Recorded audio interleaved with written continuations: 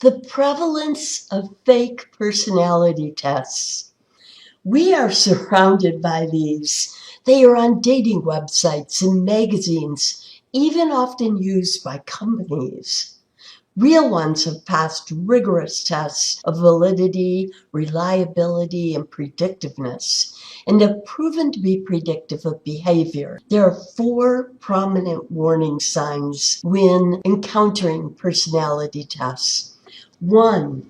Beware of any test that claims to measure your personality, in other words, in its entirety.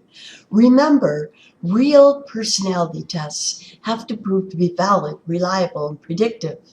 It generally takes 10 to 12 questions to measure one single trait, and there are more than 4,000 traits in the English language.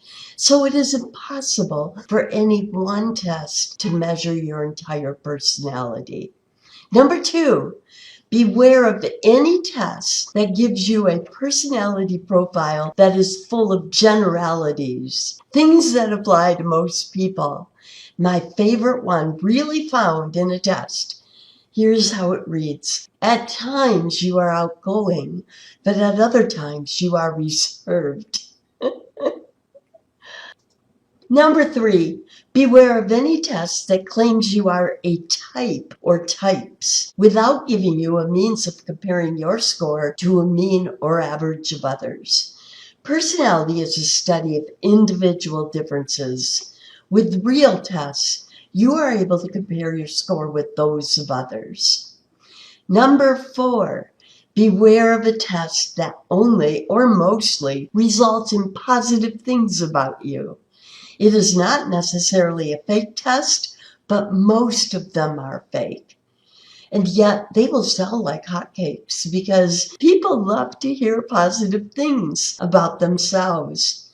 So it's unlikely that people will question their validity because they readily accept the results as so true.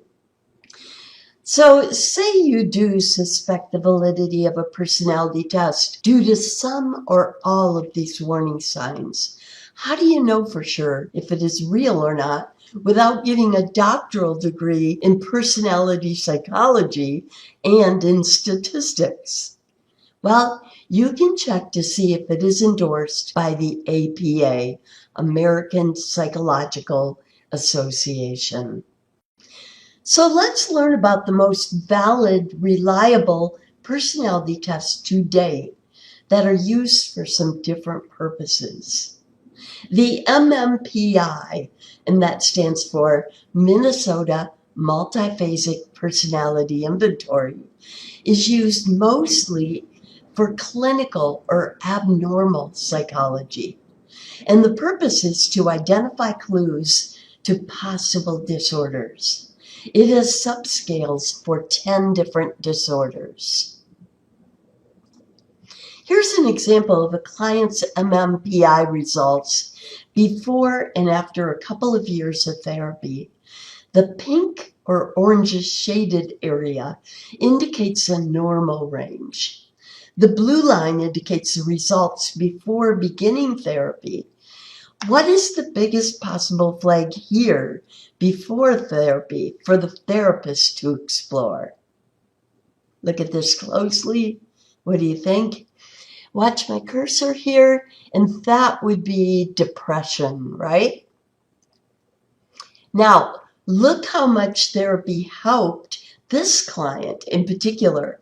After all scores, after all after scores are in the normal range.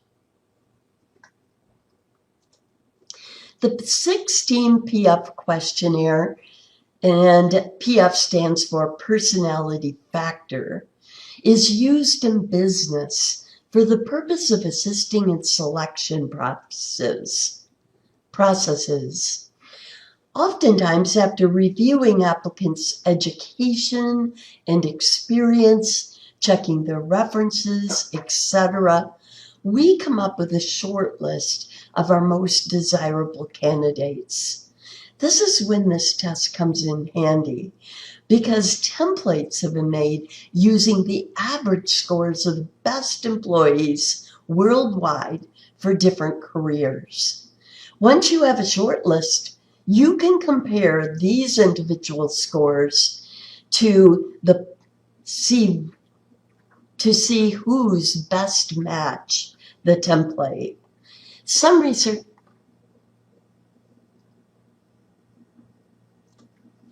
for instance, this is the template for the ideal commercial airline pilot.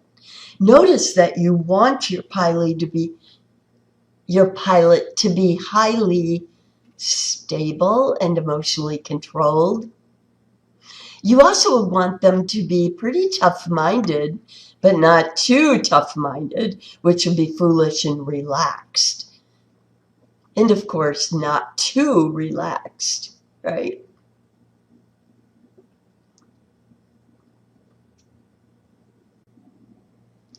The NEO personality inventory measures what is called the Big Five in psychology. The Big Five can be remembered really well by the word ocean. Ocean. O-C-E-A-N. Okay? So the O would be openness. The Big Five represent the 5 personality traits that best capture individual differences between people. And you can remember those 5 by the word ocean, O-C-E-A-N. So starting with O, that trait is openness. Number C would be conscientiousness. E would be extroversion. A is agreeableness. And N is neuroticism. This test is used mostly for research and to look for individual differences in normal populations, unlike the MMPI, remember, which looks for possible disorders or abnormalities, right? Here are the results of a client's NEO personality inventory. Note that the Big Five scores are graphed on the left. See my cursor here? So they're graphed here overall, but on the right, we have breakdowns of each of the 6 different subscales of each of the Big Five. Now, if you take my personality test, you take the NEO personality inventory, often referred to as just the Big Five test. You graph your results like you see here in this picture, but then you give it to someone you know well, like a friend, parent, or sibling, and then graph their results on the same graph, but with a different color ink. And that way, you can visually see where your personalities converge and where they diverge. Pretty cool.